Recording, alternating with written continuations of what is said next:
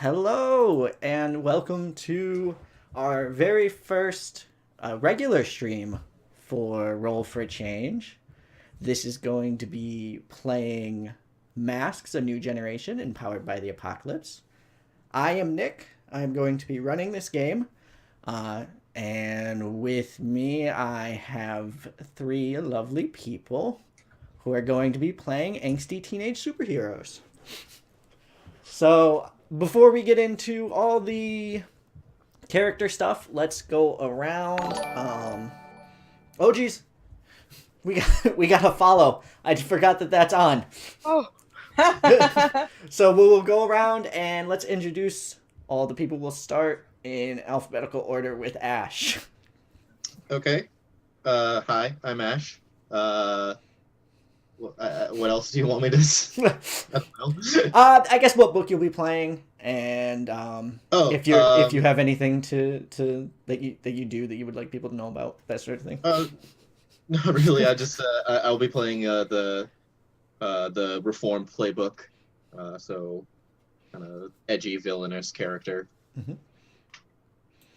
All right. Our next in alphabetical would be Bailey. hi, I'm Bailey. I play angsty, guilt-ridden teen on Generation Justice, and today I'll be playing an angsty teen. But no, I will be playing the playbook, The Star, and I'm very excited about that. All right, and then we also have Lynn. Hello, I'm Lynn Andrews from the. I can't talk. Awful good. I'm awfully good at speaking. I'm gonna be playing from the Outsider playbook. And I am Nick, and I am going to be GMing and being all of the GMing, I guess, is the name of it in this, and playing all of the NPCs and all of the fun obstacles for our heroes to overcome. So this is going to be our session 0, where we are going to make our characters. There have been a little bit of discussion behind, but we've kind of kept it to a minimum so we could do most of it in front of you guys so you could see how Mask goes. I think a lot of fun in the Powered by the Apocalypse is in the character generation, and it really leads to a better game as you move forward. So looking here, you kind of start off with your looks, your abilities, and all of that. Let's see. So starting with the Reformed here, do you have a name for your character, Ash? Yes. All Her hero name is Siphon. Her real name is Caroline Mossworth. Nice. That is a very good name. And I'm just moving on to the Reformed here on our lovely list.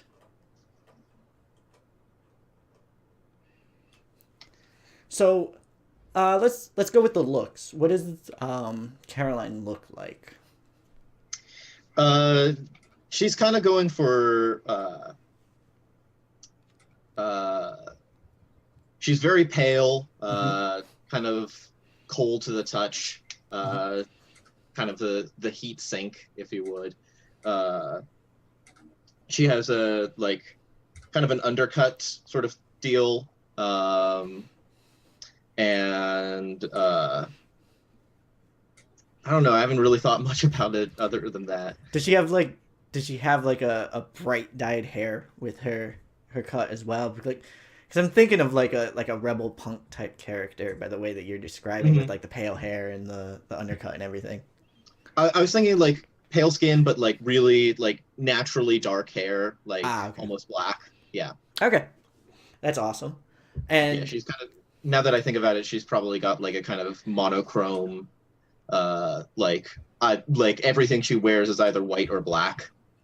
Okay, it's kind of hitting a little bit of the modern take on a mall goth from the 90s, but like Yeah. a little bit more color because you got the white in there, but kind of that. And have you picked abilities yet? Because it says here you're known for one ability more than any other. Have you chosen that ability? Yeah, I'm thinking Vitality Absorption. Okay, and what does that look like when Siphon does Vitality Absorption? It kind of looks like purple tendrils of. It's not like really a long range thing. She doesn't need to touch you to do it, but it's not something you can just sort of like boom, your strength is sapped.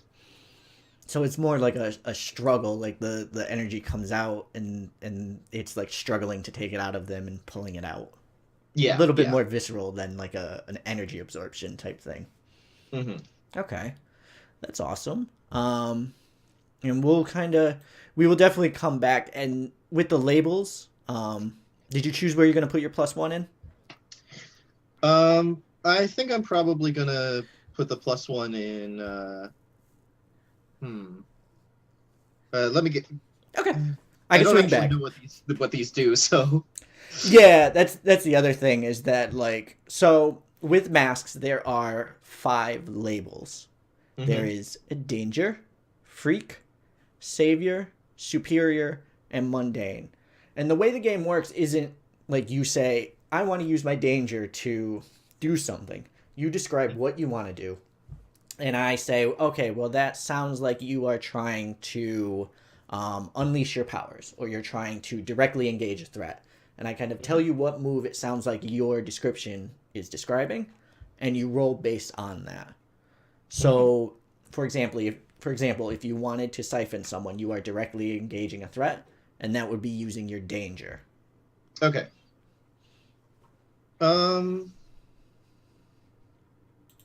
guess I think I'll put the +1 in freak. Okay. Sort of go for the stranger. And I'm going to give you a little bit of time to look at the backstory and everything. We're kind of going to go around round robin and talk to everyone about things as it comes.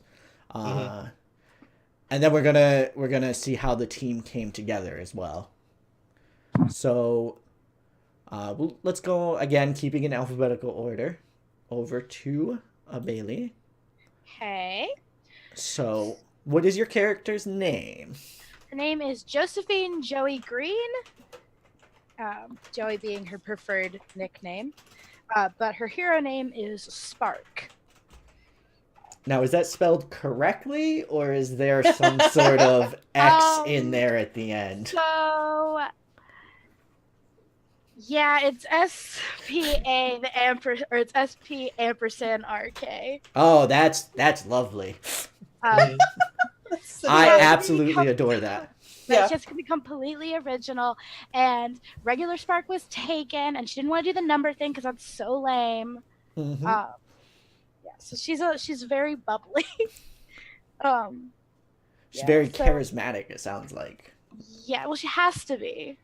People have to like her so that she can stay popular. Okay. And what does Spark look like? So Spark herself has like this just mane of just bright yellow and red flowing hair. It's usually in a really high ponytail, and it looks like she's made it look like it's on fire and it's all wispy and it whips around. Joey has just regular brown hair. It is a wig that she wears when she is out hero. Okay. She also has a tendency to wear really high-waisted, bright red pants and a leather buster. Okay. Because, you have to look like a good hero. And, like, reds are statistically a better hero color. It tested better. All that stuff. Yeah, analytics do say that red is the better hero color. Right? She's done a lot of research and like how to get her look just right. And of course she can't cover up her face, but she has like bright yellow makeup all on her eyes to make the blue in them like just pop. But those are contacts. Because you can't be completely recognizable when you're hiding out and stuff like that. And so it says here your powers are flashy and impressive. What power did you choose? I chose flame control because it's the one that appeals to Bailey the most. I've always gotta love those firebenders. I mean, that is a very flashy. It's hard not to get noticed when you're shooting fire around. Right? And did you choose what you're going to be adding your +1 to in your labels? What exactly does freak do? So freak is utilized it is utilized to unleash your powers. So you are overcoming an obstacle, reshaping your environment, or extending your senses. You are not doing it to harm someone, however, to the three things that I just stated. Right. I would probably take it in freak then, just because, she's been working really hard to like make sure she doesn't burn buildings down while she's, saving the day. Yes, which is probably good because if you do not pass on that, you do mess things up pretty bad. Yeah. So, Just want to make sure. all right. So we'll get back to your backstory in a second. Groovy And Tuesdays. Lynn, we have. Hello. We have. I couldn't find my other PDF here for a second. So for yours, do you have a name right now? I do. Okay. Name is Tip. TYP. All right. That's it. Is there a real name? That's her real name. It's Is Tip. there a superhero name? That's her superhero name. Is Tip. All right. And what does Tip... This is the one that I most look forward to. What does Tip look like? Okay, so I wanted... Ash said he had a So off screen, we were talking about appearances and stuff, and I was talking about what if she had a unicorn horn? And then we had jokes about that, of putting like a eraser on the top of it, or maybe it was star-shaped and all this stuff. And as I was drawing things, I was like, what if she had a unicorn head? Just a full-on horse head? Full-on horse head. Thinking BoJack Horseman kind of thing or whatever. Mm-hmm. But Ash had asked me about the abilities and said about having an idea with that. And so I was curious before I decided on if that would have, yeah. So here's what I was thinking. In my home game, I have one of my characters, or one of my players, is a tiefling druid. Okay.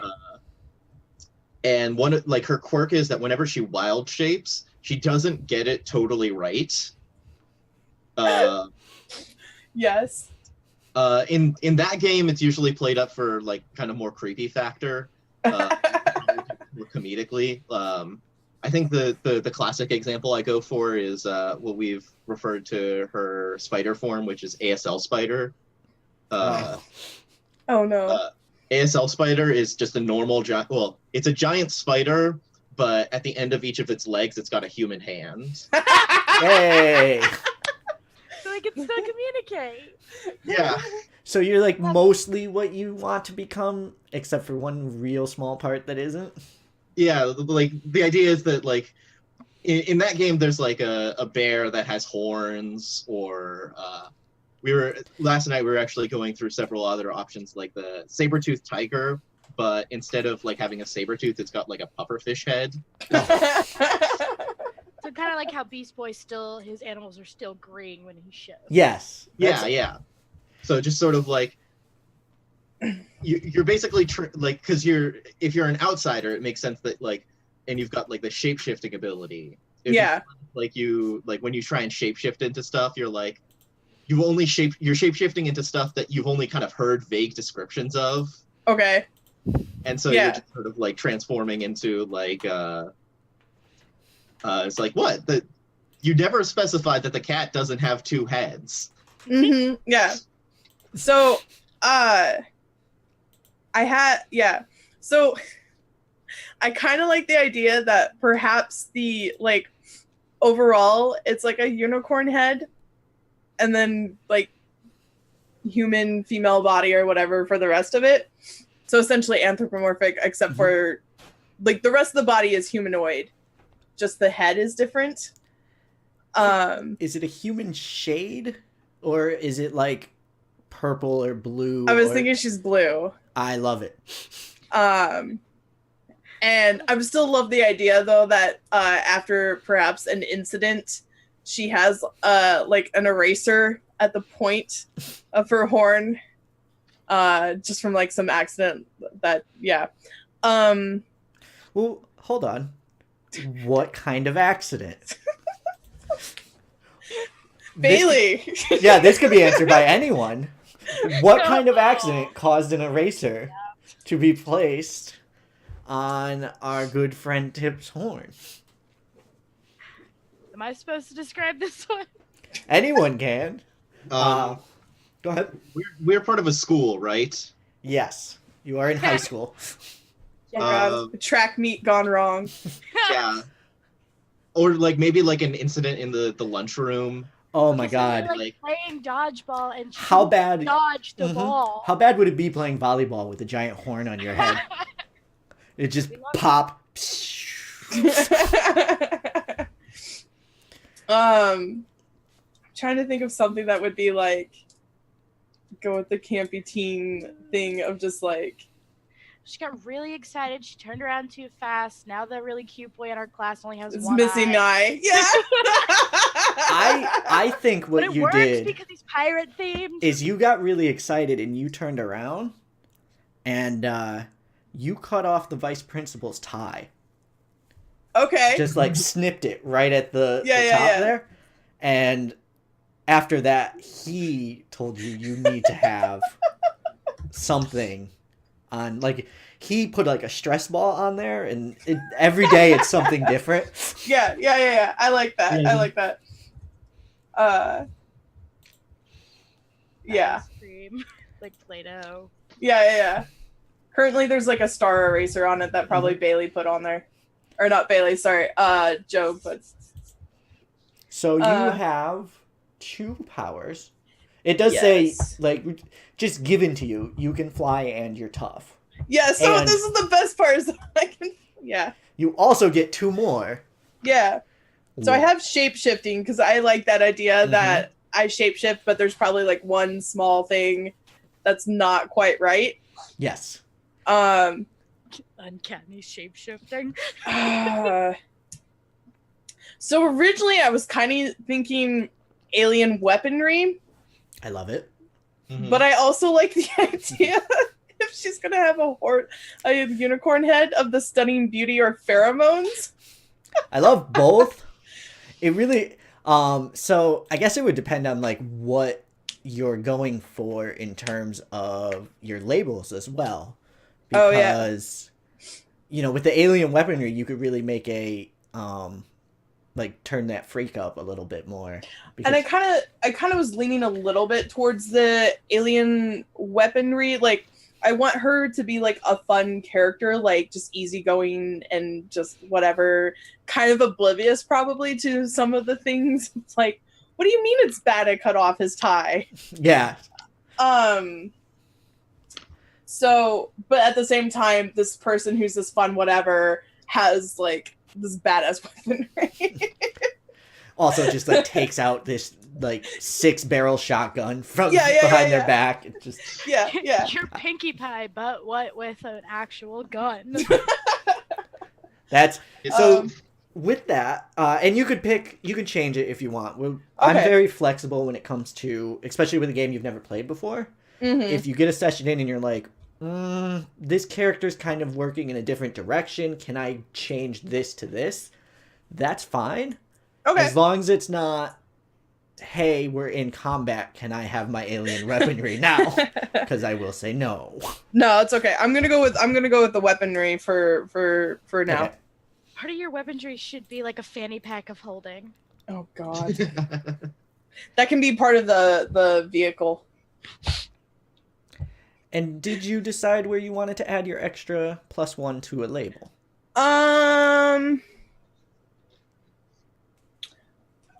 No. Okay. That's it. That is a perfectly acceptable answer. You can take your time, come back to that later if you want. Okay. So we'll circle back around. For backstory, we have... Okay, so that's the star. I need to move up. To our good friends, the Reformed. I think I know the answer to this, but the Mhm. question is, who mentored you in super villainy? I'm gonna say that it was my mom. I'm kind of the. It wasn't that she was trying to make me a supervillain. It was just like really convenient for her to like, not drop me off at preschool and like have me as an accomplice, which is more convenient for her personally. Just imagine somebody robbing banks with a baby on That's a pretty cool baby there. You were Right? her No one's gonna constant shoot you? alibi. No, mom was with me the whole time. She couldn't have robbed that bank. Yeah. Trust me, I'm 6 years old. Plus, who's gonna shoot somebody with a baby strapped to their chest? Mm-hmm. So I have to ask, What's your mom's name? Do you want like her? I'm trying to think of like a like. I would I don't like know. all of it. So her mundane name, her hero or villain name, as it were, and what she does, like what her scores are. I say that she's sort of like how I put it is that like character wise, she's sort of like the like villain of the week, Mhm. sort of. Back when like she was younger, like supers were like a little less professional. Mhm. And so like they would just like throw them in like after like I'll say that she like has like a lot of gadgets and stuff, just like Ooh. kooky, like Okay. kind of like think of a younger Doofenshmirtz. Mhm. It's a lot of innators and wacky gadgets. Okay. Her general crimes were like stealing the keys to the city or stuff like that. But eventually, like her old arch nemesis, like just retired, and she kept on doing it. And then like a newer, younger hero decided, like, no, we're not doing this villain of the week nonsense. And like she actually got sent to jail. Which fits a lot with the theme of Masks of the different generations. Mhm. And so it sounds like your mom was active in the Silver Age, where there was a lot of villain of the week. There's shades of gray, but they're still the bad guys and the good guys, and the good guys put the bad guys in jail, and then the bad guys break out and then rob banks and that sort of thing. And then when the Bronze Age came in and people like the Punisher, for example, started, or 90s comics, Rob Liefeld specials came in. Your mom really wasn't able to hang when they started shooting and aiming That's a to real kill. gun.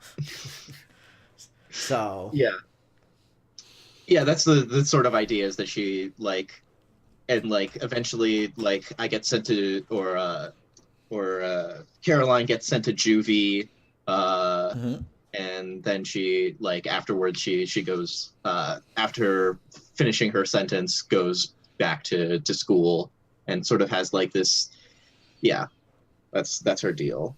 Okay. I very much enjoy that. Who first showed you that you can do good? I say that like that would be like a combination of like my dad and also like the the prison appointed counselor. Just sort of like the counselor basically, she kind of like said sort of said that there's like a different path that you can take, and that she encouraged me to keep using my powers, but not necessarily for bad. Okay. Does she have a name in your mind, or do you mind if I name her? I haven't come up with a name for her yet. Okay. If you'd like, you can come up with something. All right. So she is Mrs. Wright. Okay. And she is still in contact Right. with you. Sorry. Yes. Yeah, like I'm thinking like she has like phone sessions with her like every week. Okay. So this question probably wouldn't apply because it is what is your goal as a villain? You Mhm. weren't necessarily the villain. I would say that it was like mom's approval was the goal. Ooh. Ouch. Oh, been there, done that. Mm-hmm. And also, Okay. what I did was to make my mom proud, do what she wanted me to do. My mom's ethos as a villain was that like she needs to be the villain so that heroes can live up to their potential. Okay. She needs to, steal the keys to the city, or else there aren't going to be people that are going to stand up and like do good with their powers. And she's I love this line of thinking. As does Bailey. She's essentially the hero's jobber so that they could get good enough to take on the actual villains, and she knows it and is okay with it. Like, and so like when things started changing culturally, that's when she ended up feeling like she needed to get with the times, and then it ended up in jail. Okay. But yeah, so basically her goal, Siphon or Caroline's goal was always to make her mom proud. All right. And now she's not sure if she wants to do that anymore. And what caused you to switch sides? Actually, like, I'd say that like before, what happened was that like when the superheroes like literally just threw them into the prison yard and it's like, this one's like, you've got this, Warden. It's like, well, technically there was no actual due process there, Mm-hmm. so they just like have to let them out. There was no trial. They can't actually hold them. So like it was the first time that she actually like had criminal prosecution for like some stupid crime. Oh, so like she got dumped in jail a bunch, and then they just walked her out, and then she got caught like shoplifting or something like severely mundane. And Yeah. actually went to court, and she was like, "Oh, Oh, this is how bad." it's Yeah. Okay, that's amazing.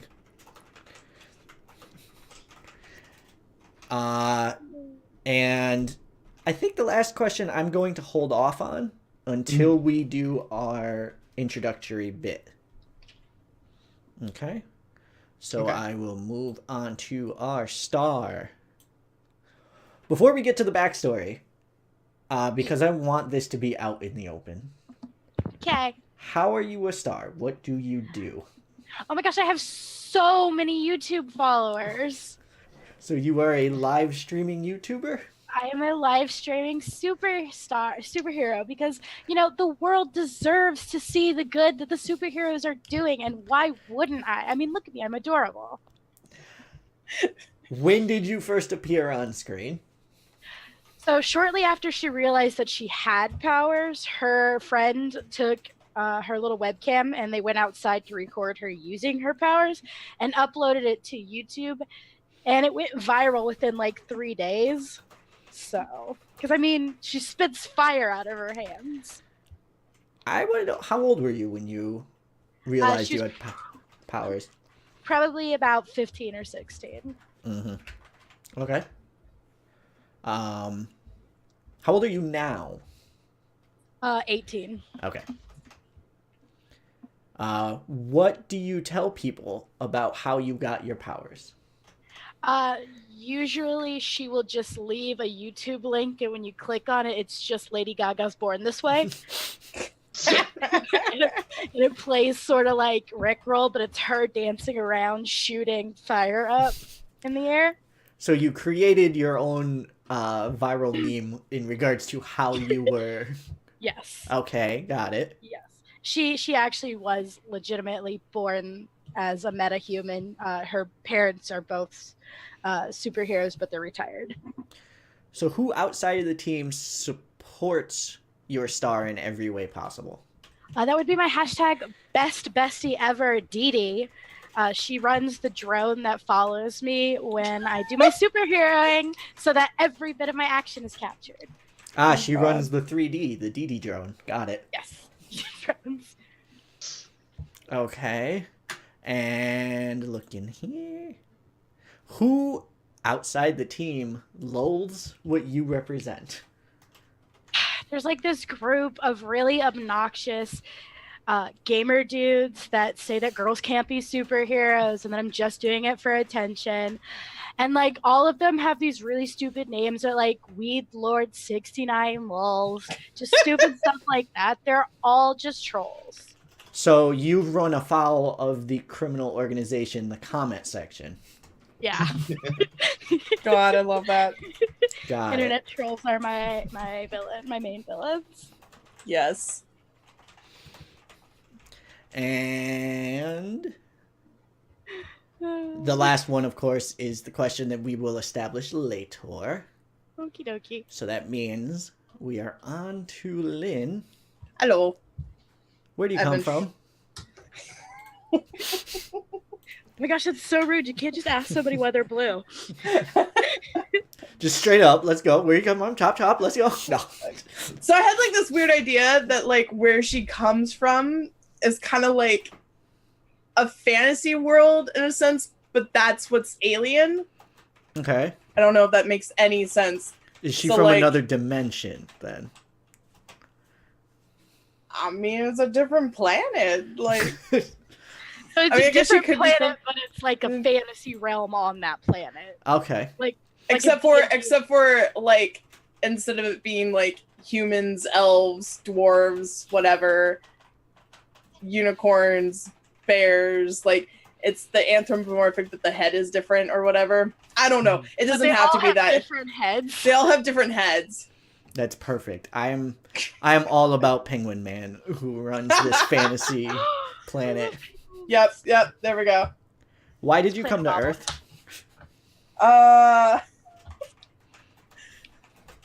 I took a wrong turn. So you got I got- lost. I got an invitation to a party and took the wrong wormhole. Okay. So that leads into the next question. Why do you want to stay here? It seems fun right now. I found a cool group of people to like do weird stuff with. I'll go back maybe. Okay.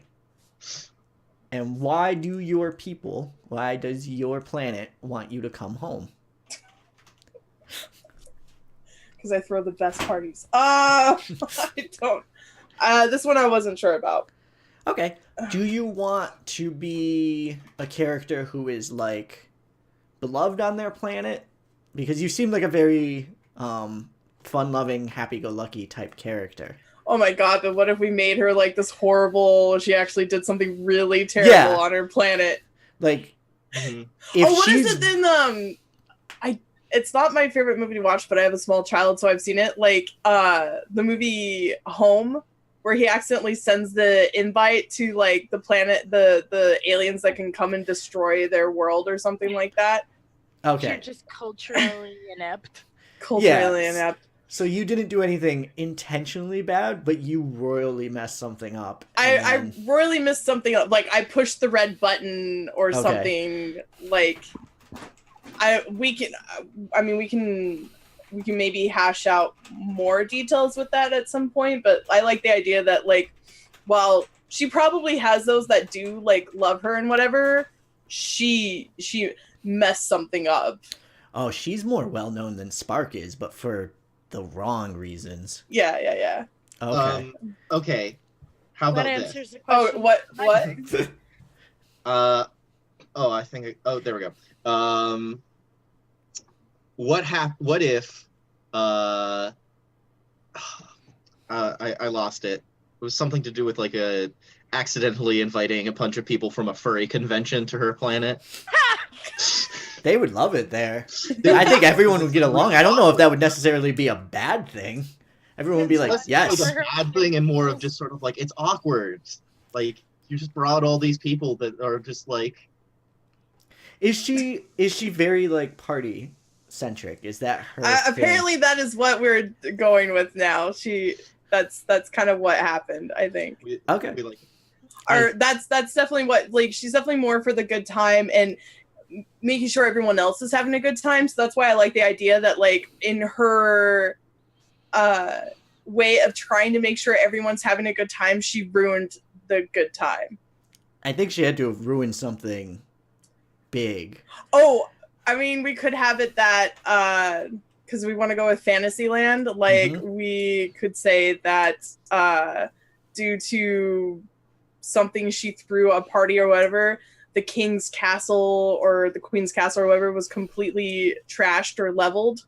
I think that happened, but Her it house was. Cthulhu. I think it was for the princess's quinceañera, and you were supposed to be the person who planned the party, and you planned too well,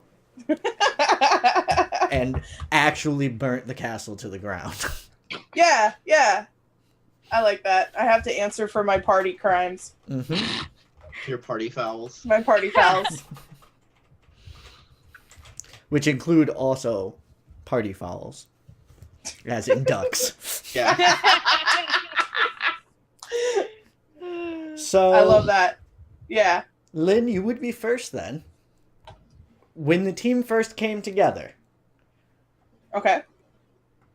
we didn't trust each other at first, but that changed. How and why?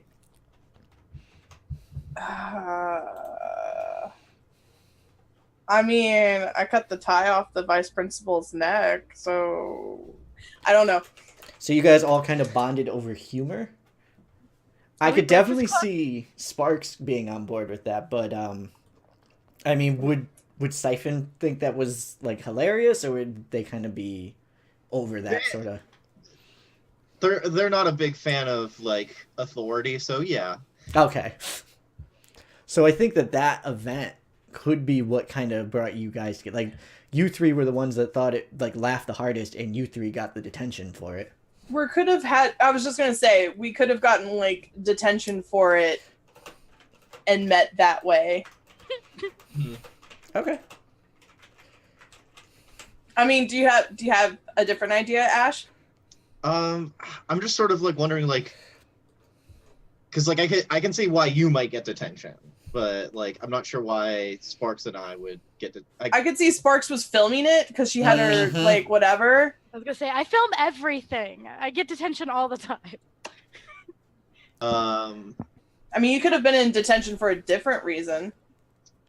If we want to go, I'm okay. We don't even have to go that route at all either. Mm-hmm. No, I like the Breakfast Club. We all meet in detention. Okay. I guess like.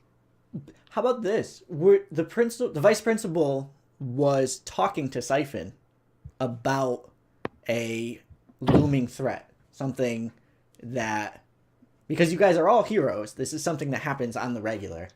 And the vice principal was talking to Siphon about something from Siphon's past that has shown up recently in Halcyon City. Mm-hmm. And that's when the turnaround happened, the tie got cut off, and the vice principal assumed that you were in on the prank because this has to be a prank. There's no way this is an accident. These are kids and they're terrible people. Because the vice principal just hates kids. Yes. Mm-hmm. Like yeah. all kids. I mean, yeah. If we're gonna make this the campy, like he is. Of course, the principal hates he's like kids. a 55-year-old balding man who's like 5'4". No superpowers. Yeah. No, he's mundane as all get up. Just gotta make it to retirement. Yep. He was at this school before it became a school for supers and just didn't want to leave. Oh my gosh, yeah. And that leads into your question about when the team first came together, which is, we fought a terrible enemy from my old life. Who was it, and what did they take from me? I'm thinking that like before she ended up in like superhero school, she ran with like some other like supervillains. All of them, most of them like were her mom's age, but some of them might have been a bit younger. if I may, Uh-huh. I very much like the idea of a mirror, like a character who also has a parent who is a supervillain who did not reform. Yeah, that's sort of what I was thinking. Okay. Is that, like, uh, You call them your auntie, but they're not really related to you. no, like yeah, I like the idea of like, uh, hmm. I don't have any ideas for like specific villain stuff, but like. Okay, so Mhm. yours is more of the siphoning ability. So I'm gonna look at the other powers and pick one of those. Mm-hmm. And I see one that is Venom. Mm-hmm. So I'm going to say that the parent was named Basilisk. Mm-hmm. Ooh. Basilisk. Oh, the kid's name is Gardner. I was going to name the kids Snake Girl, but I mean, if this is Little on a the nose. Mm-hmm. and Snake Girl, but that's SNEK. Oh, memes. Oh, I'm. And she's very vibrant and colorful. Like Mm-hmm. she has like the rainbow top, kind of like some of the snakes have the like chromatic type Mm-hmm. skin, and she actually has extensions that look like snakes. So she has like a Medusa effect. Oh, let's just call her Medusa. Yeah, let's go with that. So okay. So she is Medusa. Or Gone Girl. What Mhm. did she take from you? I'm thinking like in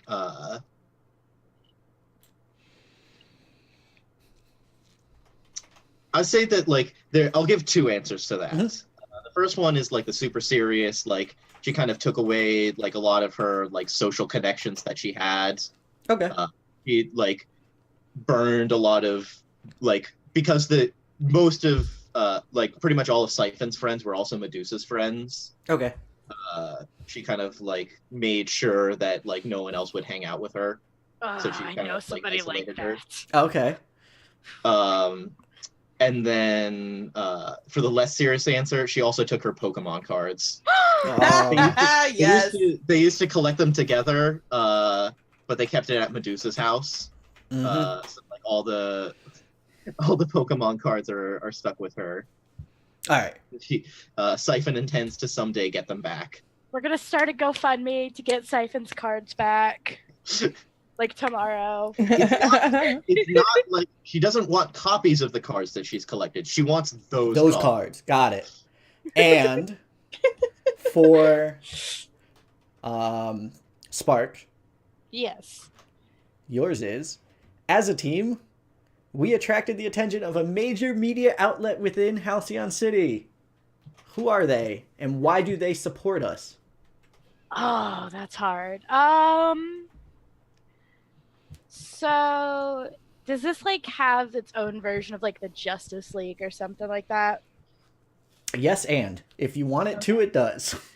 So I assume that we have like a Justice League-esque team, and they probably have like a PR person who like works at the newspaper or like. Let's go a step further. They have their own news channel. There you go. So they have a news channel, and maybe we saved their building from getting crashed, and like my people will talk to your people, kind of thing. And I'm like, I'm pretty good with PR. So maybe we have some like access to their criminal databases and stuff. Okay, so I have a pretty good idea of how the sort of session 0 goes here, or the issue 0 goes here. So it does start on the scene of the vice principal talking to Siphon about Medusa being seen in Halcyon City. and they don't know what she's up to. And you get the overexcited bit of turn from our good friend Tiff. I should put that in a much better order because you're third in line, so you're like lower down the notepad here. So Tip turns, whoop, cuts the tie, and this very pasty vice principal. We need a good vice principal name here. Dern. Done. This very pasty. My real vice president. Vice Principal Dern goes from pasty to bright red. From bald head all the way down his neck. Just And he's going to send you to Dern detention. You have to pull staples out of a magazine. Every Saturday. Wait, detention's fun, right? I mean, it depends on who you ask. What you're going to do is you're going to be copying the dictionary over. Whoa, I get to learn new words. Excellent. There's so many definitions for the... This is So- a legit punishment I had one time. Yeah, that's also one of mine, which is why I was able to come up with it so fast. no. Not that I ever got in trouble. Never. I was never suspended in elementary school. Oh my gosh. Can I take this a step further with appearance, by the way? Yeah, we got. I've decided, because let's make this even more ridiculous, she wears a school uniform, even if the school doesn't have a uniform. I love it. Like blazer jacket. I've got something up. It's like it's a white blazer jacket that's got black trim, black tie, or I might change the tie and the button up shirt and then like the black skirt or whatever. I think it's better if there is no uniform. And then you Yeah, still yeah. like you're like, no, this is what I saw. You wear this to school. I also see them supposed to have like pink hair or something. I don't know. I saw it in this like show. And you like every time that you come to school, it's with like a piece of bread in your mouth. Yeah. Piece of bread or like finds like a stick thinking I see them with sticks in their mouth all the time. I don't know, like Perfect. excellent. So the second week of detention, you are copying over dictionaries. Going around, how seriously do you take this punishment?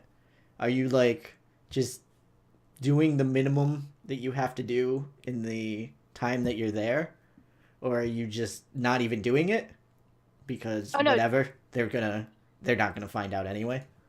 Oh no, Dee Dee's printed out like 3 or 4 pages worth of just random definitions for me, and I just turned those in. Okay. I'm doing all of them. Yeah, I'm learning so much. like Tip sees this as an actual like I did good. Yeah. This is a weird party, but I like it. And Siphon. Siphon has decided that since Tip is so excited, why would I take this away from her? You can do mine too. Oh. Of course. It's more I get to learn. Yeah, that's great. That's great, buddy. I see this all the time in the shows. Your entire Earth education is just anime. Yep. I've just decided that's the case. So when like you're the only signal that reaches out to your planet is Crunchyroll. Yes. perfect. They thought we were mad for sending Crunchyroll out to the entire universe. So we what are Siphon and Sparks doing when they're not doing their assigned work? Is there like I'll say that they are Siphon sketching. Okay. He's just sort of like got her like feet on the table, kind of reclining back, and just like got a little notebook that she's sketching in. What is she sketching? Is there like someone else in like who's like observing our detention? Yeah, there's a teacher who goes by the name. Actually, the teacher's name is Mr. Oliver, but you do know that it is a retired kind of sea-level hero, someone who kind of worked around in a small town, and he went by Southern Justice. He's from Alabama, but now that he's retired from it, he's just Mr. Oliver, the English teacher. Probably Okay. a good thing that he retired. Yeah. She's just sort of like sketching various sort of like ridiculous versions of Mr. Oliver. She knows like a little bit of his backstory. So like there's one in like a 10-gallon hat.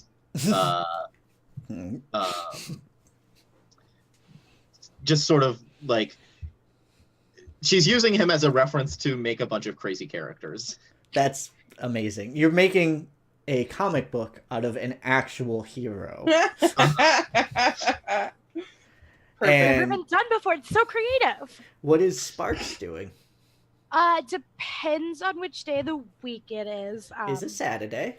Okay, so it's Saturday, so I have to do my nail tutorials, and I'm working on learning how to do the marble effect, but it's kind of messy. So like one of her nails is like really pretty, and it's like pink with like black streaks in it, and the other one is like totally messed up, and it's really bad.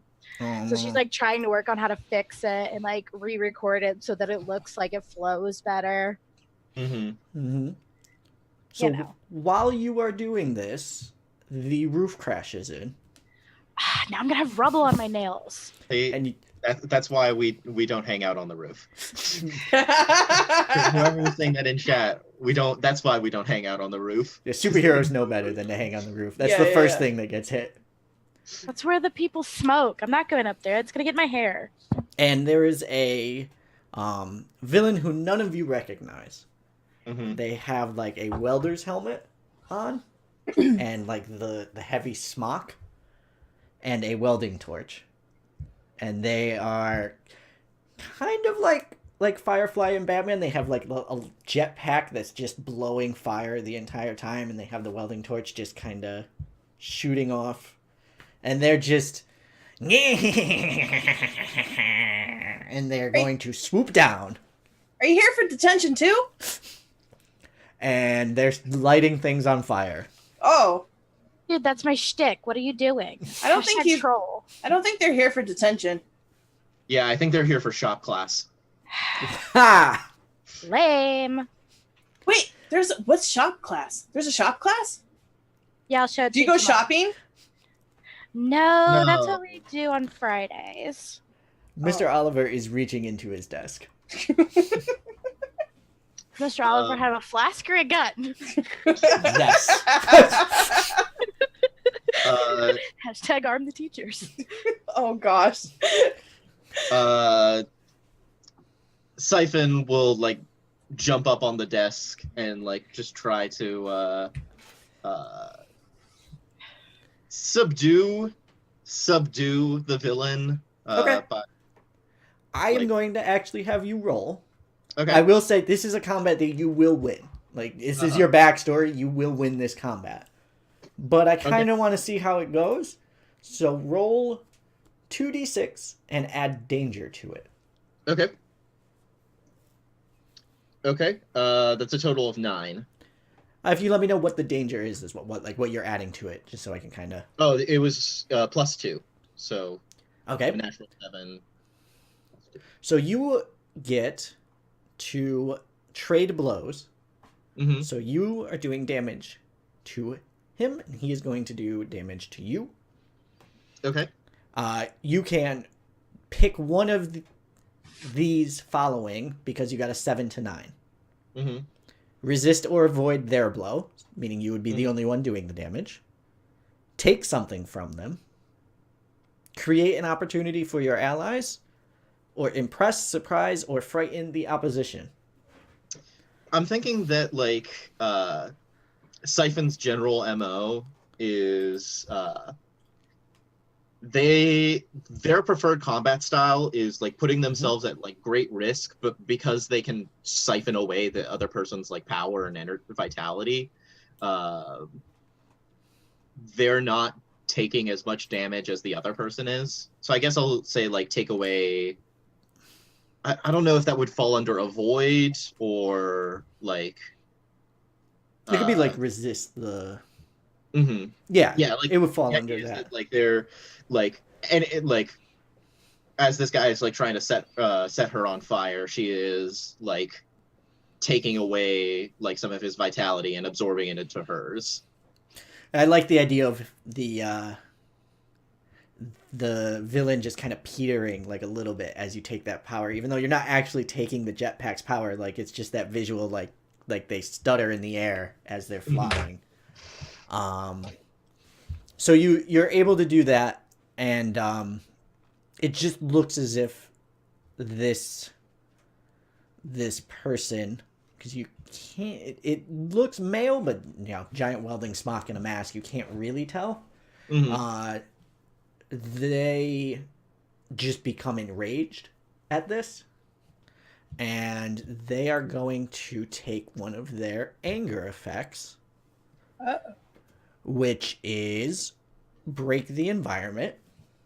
So they are going to drop the jetpack, and it is going to explode on impact. Dun dun dun. You are on the second story, let's say, and the floor is going to collapse. Oh man. Before the jetpack explodes, can I use the fire manipulation to like try to contain it? Technically no, because it says that this gets done before any players can move. However, I love it, so yes. Cool. So roll 2d6, Mm-hmm. and let's say that this is overcoming an obstacle, so add your freak to it. Yeah. So that is a 6 on the dice plus 2 from freak is an 8. So you are able to... So explain to me exactly what you are attempting to do. So like as the jetpack kind of starts to fall, because it is a jetpack, there's a flame going down. She's like slowly trying to push the flame back in there.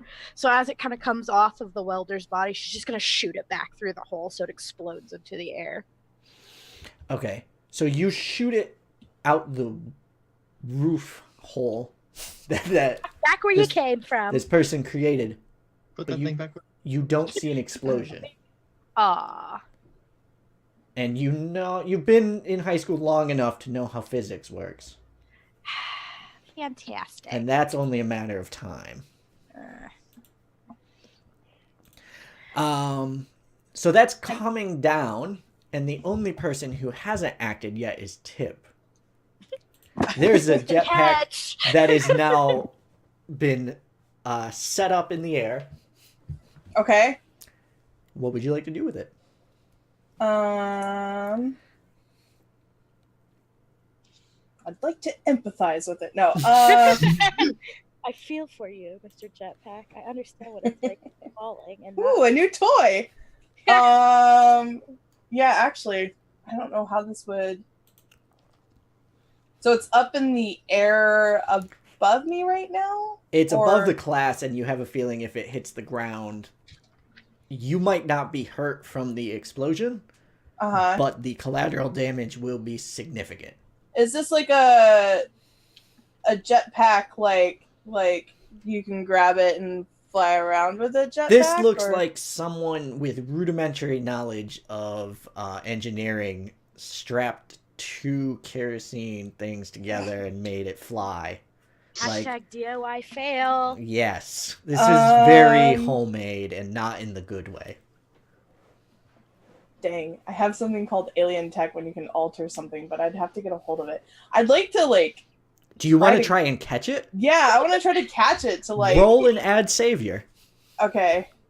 So I rolled 2D... Where did they go? 2d6.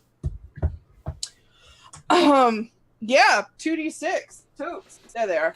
Oh, I just knocked my camera. Okay, so 2d6, and then I don't have anything in Savior right now. So oh boy. I rolled 8.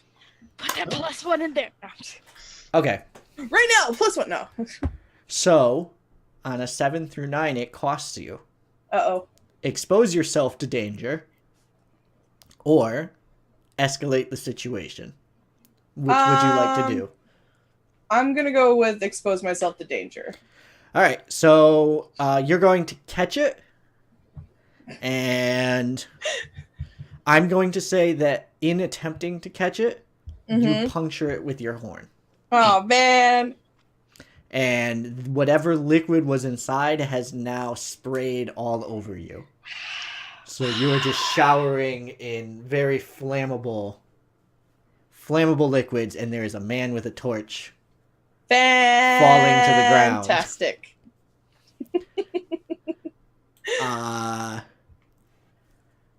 And is at this point, Mr. Oliver has reached into his desk and pushes a button. And then hides under the desk. Oh, gosh. Let's act as if they're... Actually, no, because I don't really do turn orders. Would anyone, since everyone has already acted, anyone can go now. Okay. I was thinking that, like, Siphon would try to, like... I don't know if the whole vitality absorption thing would work for this, but sort of, like, take some of the energy from the jetpack, so like it's not going off as hard. Okay. So it's basically just to reduce the risk of Tip getting set on fire. I'm gonna say roll and add freak on this one. Okay. Because you're not directly engaging a threat; you're more reshaping the environment. Now I'm still holding it, correct? Yeah, you have it like ring tossed on your horn now. Yeah. Oh, okay. Yeah. And you've caught it, so you are like holding it. You can pull it off if you wanted to, but all of this is happening at the same time. Yeah.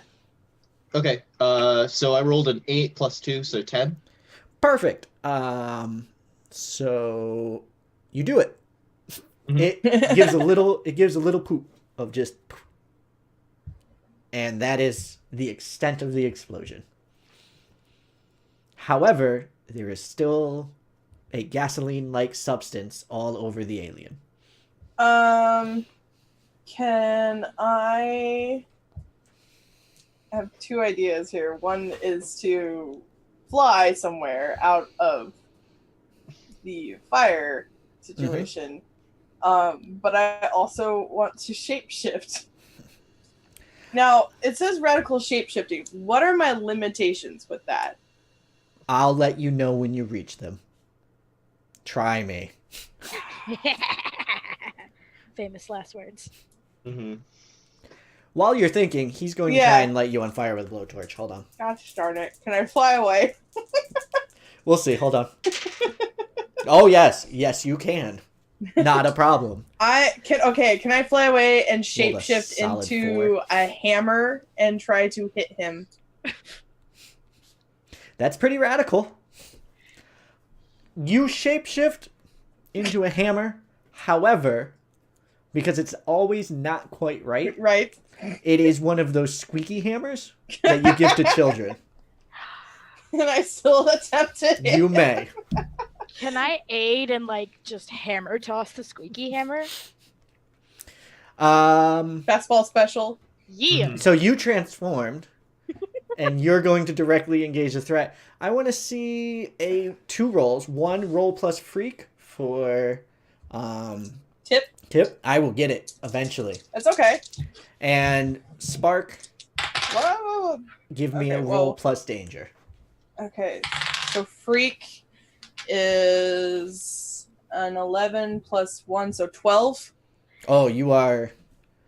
For a 12, you are exactly what you want it to be, and it's weird. It's just a dense, squeaky hammer. A dense, squeaky hammer. Yeah.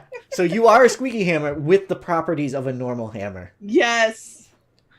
Yeah, I got an 8, but I have a -1 to danger, so that's 7. So that's still in the... you get to pick one of these. Okay. So you can resist or avoid their blow as they're going to try and torch.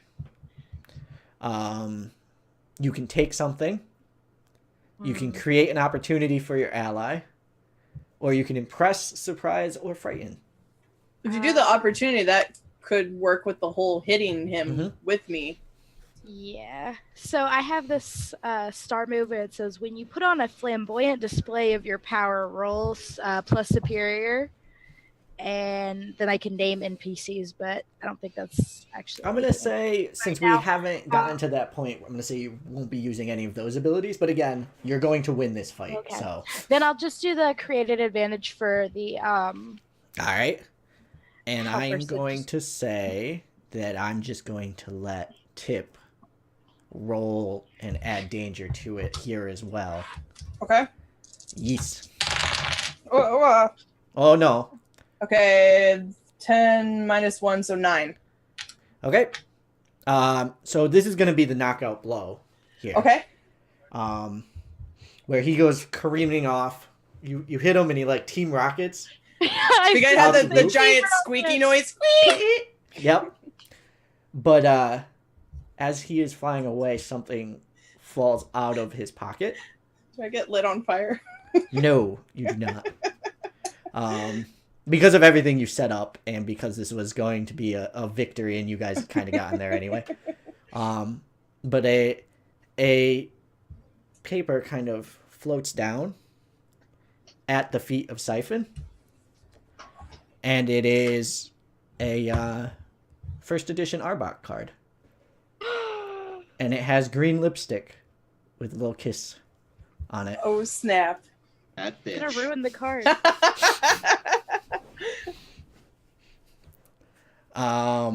So that is how you all met. So going around the table, the question is now, why do you care about the team? So let's start with Tip so that I can remember her name. I mean, they gave me some fun work to do, and then I got to be like this cool hammer and got to beat the bad guys. So like, it seemed pretty cool and fun. All right. And Siphon. Siphon has been like looking for a way to exercise her power, as well as like just do good, but also like be a badass at it. Mhm. And these people will do for now. And Rude. and Spark. So Spark has pretty much been on display for the past 2 years, and this was probably one of the only battles she's had where there was nobody recording her, nobody like jeering at her, and this was legitimately like a lot of fun. And I just got to swing that hammer, and it looked so cool, and I threw the backpack, and it's the first time she's ever like had a friend that wasn't trying to record her entire life, and real friends are kind of nice. Aww. That's good. I like that. I So- think teammates works Just wrong. immediately Whatever, jumping you're in and gonna being love like, me. friends I'm okay is a if we're bit... being friends. This is how it happens, and then like a lot of people, and then I think we end up in a house together at some point. But In the middle of the street. What, Just whatever shaped you like a tell giant yourself. T. I know we're supposed to go eat a lot of food now. I think. I am actually kind of hungry. What are you guys feeling? Well,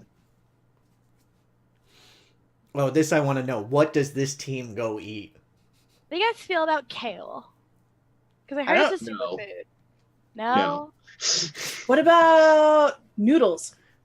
Oh, I love noodles. Okay, I I could haven't go had a some. carb in forever. I could. I could go for some pho. Let's go get some pho or ramen and bubble tea. Oh, show. Let's go. And we stick one of the bubble tea cups on my horn when we get there. I figured you would just stick one of the bobas. Just I was gonna say just They're not. They're too small. so. I got a bubble tea cup on my horn now. Mhm. We need to pick our moves. I'm going to start. We'll go back to our alphabetical order shtick that we had. Mm-hmm. So for the Reformed, you get 2 moves. Have you picked 2? Yeah. I was thinking, what the hell, hero? Okay. And wrong side of the tracks. As I am going to be putting this out in recorded form, do you want to just read that for our audience? Yep. Okay. What the hell, hero? When you call out an injustice that a hero has perpetrated, roll plus danger. On hits, take influence over them. On a 7 or 9, choose 1. On a 10 plus, choose 2. You get to admit their wrongdoing. You win over an onlooker, take influence over them. You don't turn their attention and anger onto yourself. On a miss, they dismiss you. And then the wrong side of the tracks, you always get to ask an additional question when you pierce the villain's mask, or pierce the mask of a villain, even on a miss. When you pierce the mask of a hero, you can add this question to your list. What was your darkest moment? So basically, I'm really good at calling out people when they do something wrong and like finding out like what they've done. That's good. And you have these friends in low places where yeah. it talks about your ties to villains from your previous career. And you get to pick 3, give them a specialty. And there are some things that go along with that we'll kind of explain as they come up. But you'll have 3 people from your past, and I'm going to say you don't have to pick the names there. You can make up your own names. But you have 3 people from your past whom you can go to either they're going to call for a favor or they're going to bust in. Like you're on friendly enough terms with them that you're not just going to punch them as soon as you see them. Okay. Just imagine mid-villain battle. Hey, girl! I'm thinking my mom should be one of them. Oh, yes. And that should probably be the 2 obligation one. Yeah. Like the one that has the most obligation to you. So I'll say her specialty is material. She's like the gadget. Yep.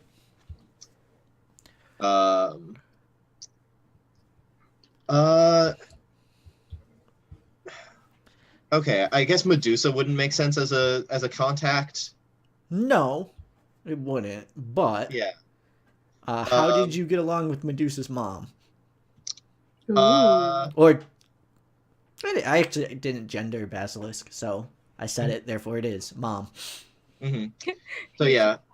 So I guess like we get Basilisk, and I get along like not like amazingly, but like we know each other, and like it's not the same like enmity that I have with Medusa. So it's like I could ask for her help at some point, and she might ask for mine, but we're not particularly friendly.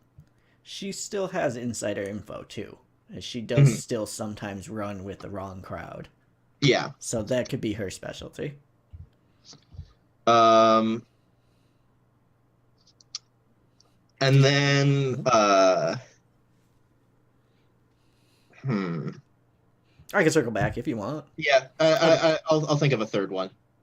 All right. So, Spark. Yes? You have 2 star moves. I do. What did you choose? I did Time for the Show. When you put on a flamboyant display of your power, roll plus superior. On a 7 through 9, you name one NPC present. On a 10 plus, you name 2. The named NPC must either volunteer to help or volunteer help, information, express admiration, or ask for your help. GM's choice. On a miss, your display catches someone watching you in the wrong way. Oh, okay.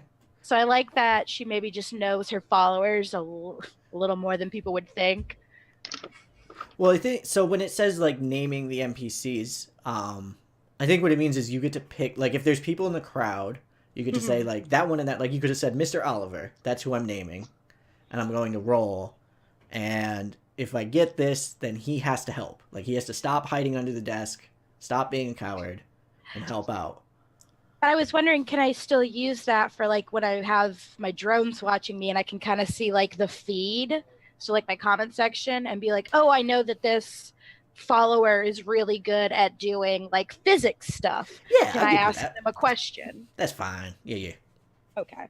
And then the other one I did was cold and cruel. When you shut someone down, roll plus to superior. On a 10 plus, you either inflict a condition on them, make them lose influence over you, or take influence over them, your choice. 7 and 9, you either inflict a condition on the other or both, lose influence on each other, your choice. And on a miss, they gain influence on you. And I figured that, again, goes with the fact that I have trolls watching me quite a bit. Okay. So you just shut them down and... Well, you know, you got to be able to shut down the haters. All right. In all forms. So you have an audience. Who? And you have to mark why your audience loves you. So it said mark all that apply, so I picked 2. I did. You are stunning, unique, and beautiful, and you are charming, well-spoken, and smart. All right. So I thought that would be kind of fun. Yeah, so a lot of your...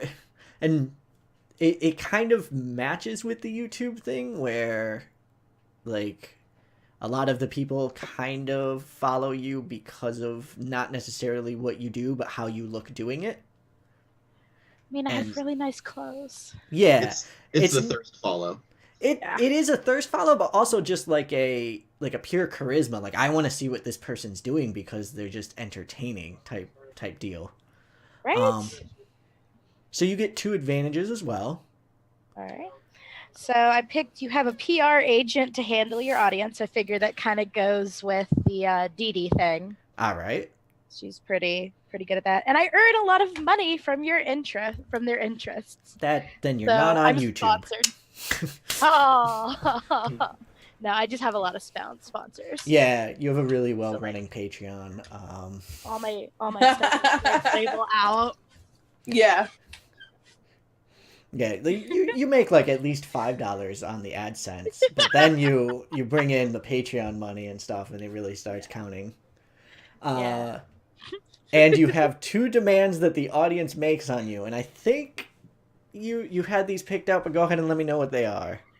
They require constant stimulation, and they require bouts of drama. So, you know, it's boring to just watch Spark eating lunch.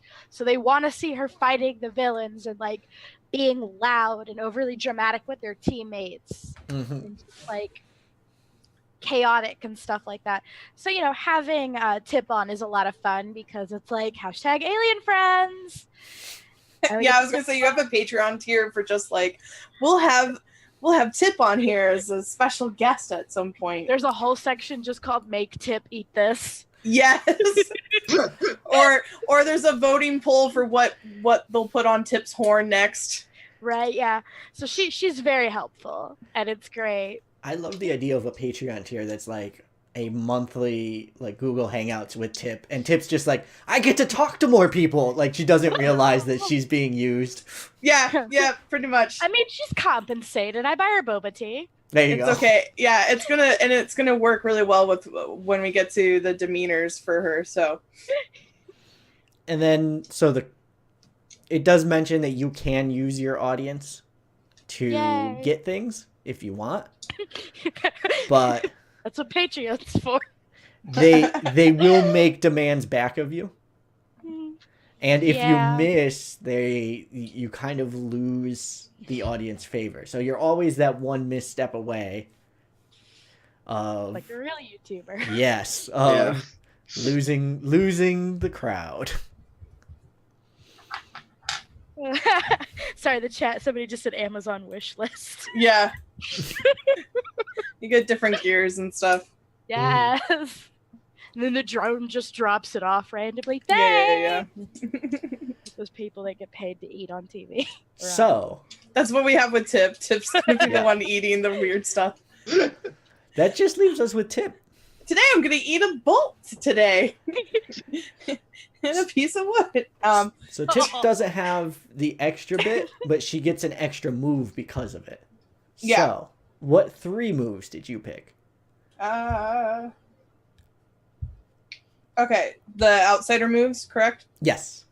Okay, so the first one was the Kirby craft. Mm-hmm. You have a vehicle, something from your home. Detail its look and choose 2 strengths and 2 weaknesses. When you are flying your ship, you can use it to unleash your powers, directly engage a threat, or defend someone using superior.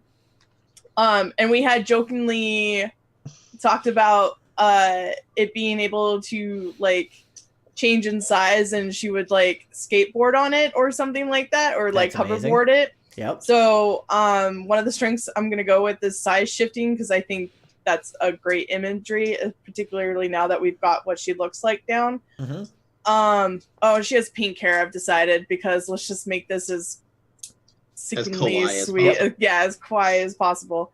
And then I think the other thing I like with this is powerful weaponry, because I think I'm gonna lean heavy into her having all the alien tech.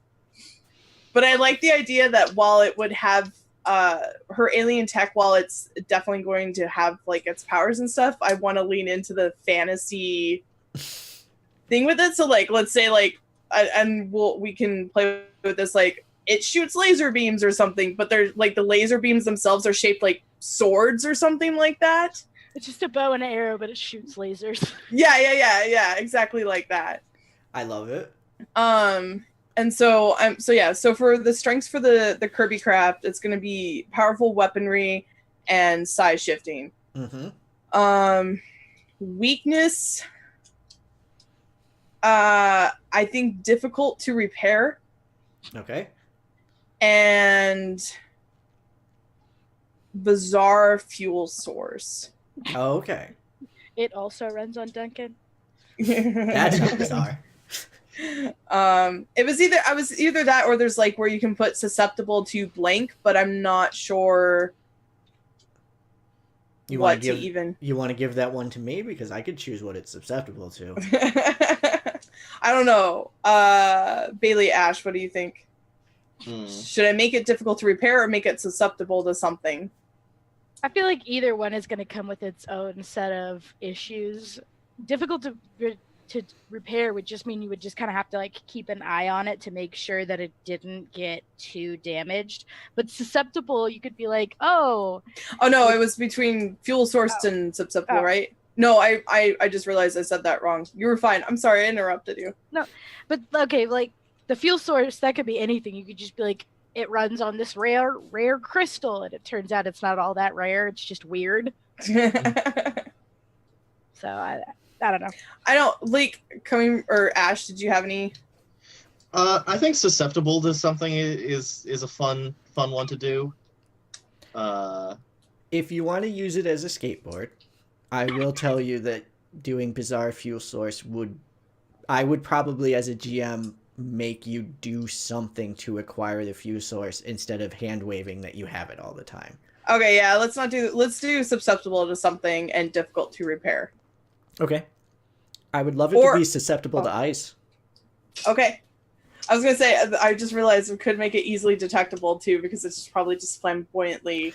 That's also good. I love that as well. Yeah, let's do that. So let's do difficult to repair and easily detectable. It's just, and she keeps like decorating it too. The more that it's just got a lot of flair. It's I got love a the lot idea of flair. that it's actually really easy to repair. but like you just don't know anything about it. You're Yeah, just yeah, like, yeah, yeah, yeah. that's not my thing, whatever. And the AI is like, oh, you just need to do this, and you're like, yeah, whatever.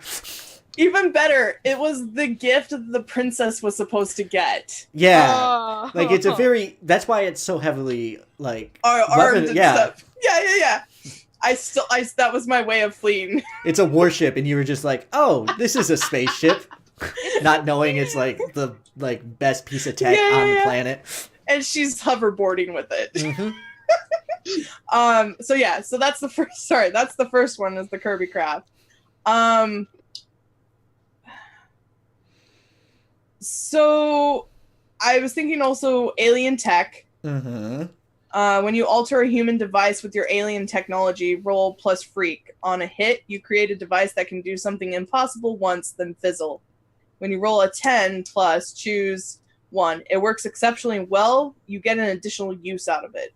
Mm-hmm. On a miss, the device works, but it has a completely unintended side effect that the GM will reveal when you use it. Do you have an idea what you want this alien technology to be? Because I have an idea. Okay, go for it. I would love for it to just be a little laser beam that comes out of your horn that you just strike items with, and they become alien items. Yep. Done. So you just... Done. Yep. I would Done. watch- All right. Oh my gosh, and that could be one of the Patreon tiers. Watch Tip What are we make gonna stuff. put this Yeah. week? It's gonna be Tip's craft corner. It's like, will it blend? But like, Yeah. Will it tip? Put it in a hydraulic press. The third one was hard because, like, belong in two worlds. I don't want to reach out to my world for obvious reasons. Alien ways I didn't think works because she's not going to be disregarding anything really. Or at least I just don't feel that fits with how her character is right now. Mhm. So it really was kind of coming down between the best of them, which is when you comfort or support someone by telling them how they exemplify the best parts of Earth, roll plus freak instead of plus mundane. And then, or there's not so different after all. When you talk about your home, roll plus freak. On a 10 plus, choose 2. On a 7 to 9, choose 1. During the conversation, you confess a flaw of your home, add 1 team to the pool, mislead them about your home, take influence over them, describe the glories of your home, clear a condition. On a miss, you inadvertently reveal more about yourself than planned. Tell them a secret or vulnerability you haven't shared with Earthlings before now. That seems like that's more beneficial for the group and might be a better choice than the best of them, but I wasn't sure. I just love you being like genuinely just the sweetest person on earth. And just to go over what the team pool is, which is a very good segue. The reason you didn't have it in the last fight is because you weren't a team yet. But the team pool is a resource that can be used either to spend 1 team to help a teammate get +1 to their roll. So this is generally used on a 6 to get to a 7 to get like a good effect, or on a 9 to get to a 10 to get like the super good effect. And you're specifically like using it, like it would be Siphon using it so that Tip can get to a 10. Mm-hmm. Or you may use it to act selfishly. You say how your actions ignore or insult your teammates. You take 1 team and you can move 1 label up and 1 label down in your stats. And you could use this option after rolling to alter the label that you're rolling with. Okay. So you could either help each other and use the team that way, or you can be completely selfish to min-max a character for specific things. Mm-hmm. Gosh, I'm never selfish. So that's how adding 1 to the team might be able to help. Mm-hmm. Yeah, I guess I don't understand, like, with the outsider moves, the best of them, like, what would be the context of where that would come into play? Removing consequences. Is that what it does? So if you are trying the action comfort or support, they can. When you comfort or support someone, roll plus mundane, which in your case for this, I believe you get to roll plus freak instead. But on a hit, they hear you, they mark potential, clear a condition, or shift labels if they open up to you. Oh. And on a 10 plus, you also get to add a team to the pool and clear one of your own conditions.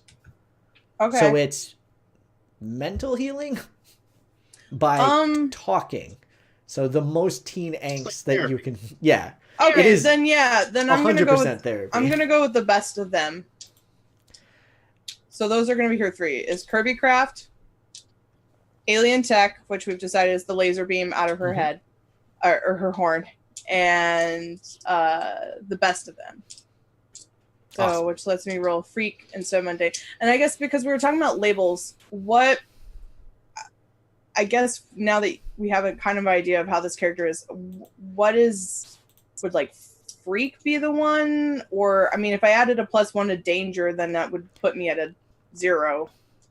Danger is directly engaging a threat. So if you are engaging in fisticuffs or doing something directly to stop them. Okay. Freak is to kind of engage with the environment sort of thing. So if you want to change the battlefield or learn something, do research, stuff like that. There's also defend, which is savior. Okay. And you would be keeping them safe from an immediate threat. Okay. You can also provoke someone with your superior. So getting them to be off kilter. Either you're going to get +1 going forward, they overreact, that sort of stuff. Okay.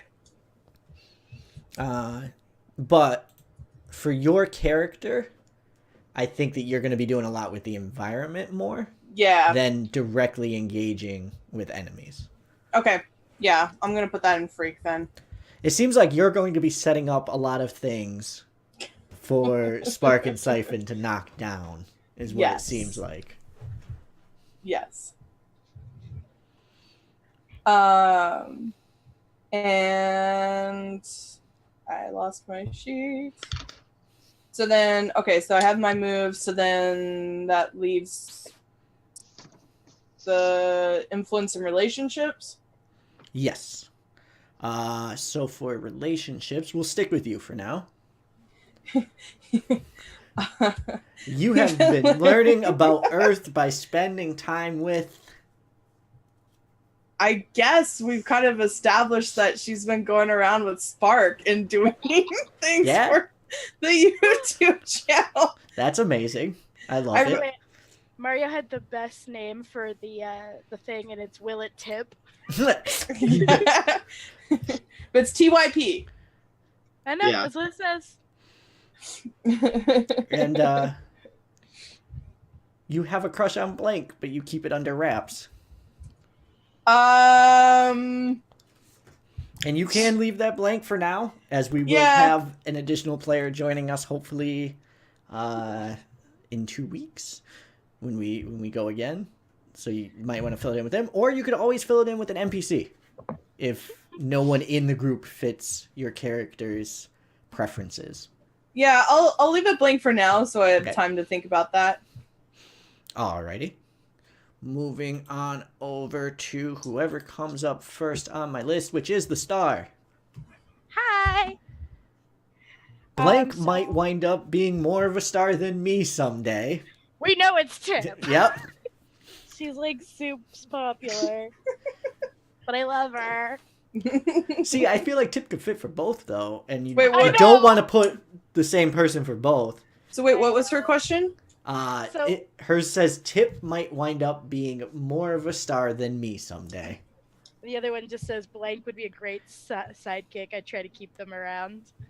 And again, Tip fits for both of these. I don't think necessarily that you have to pick two different people. I'd like to keep it so that it's spread out Okay. among the team. No, then can you I- absolutely don't have to.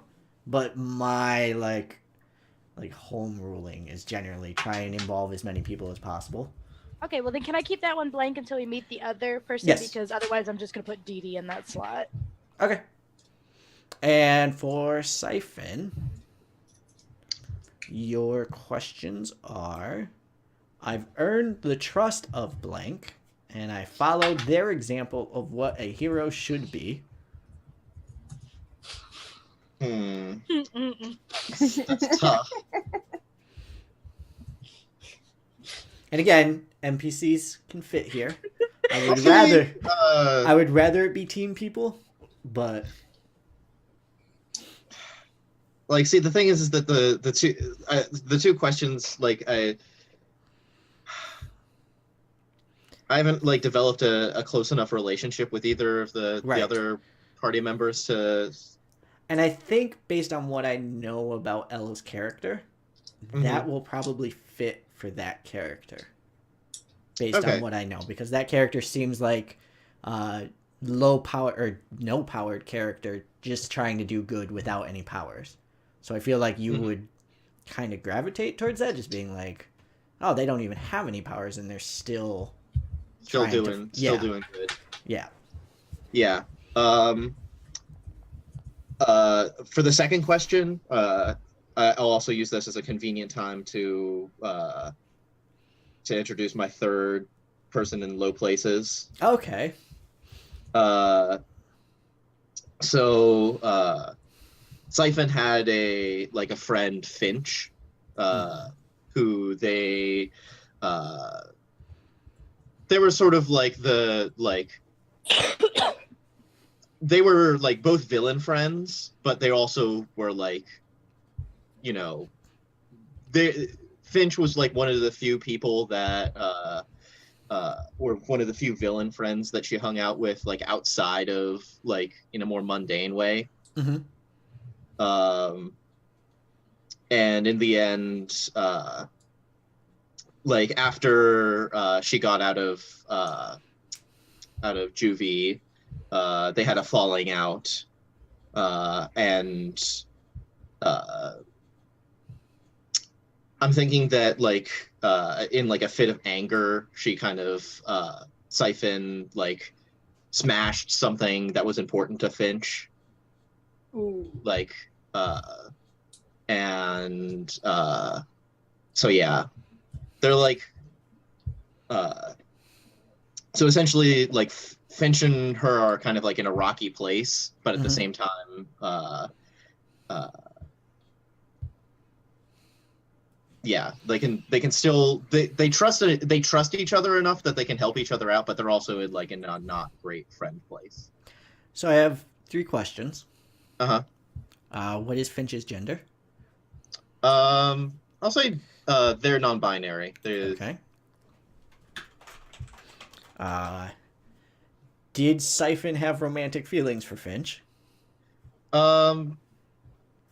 Sort of. It was like a like if I could be with anyone, it would be you, but like they never really did anything with it because they're like friends. They go back a long way. And my third question: did Finch have romantic feelings for Siphon? I'll say yes. Okay. So yours was more of Shit, like a, I don't know if we should, it's been a while, and Finch was just full on, yes. Yeah. And you, when you got out of juvie, went to go see them immediately, we'll say. One of the first people you went to go see within like a week of getting out.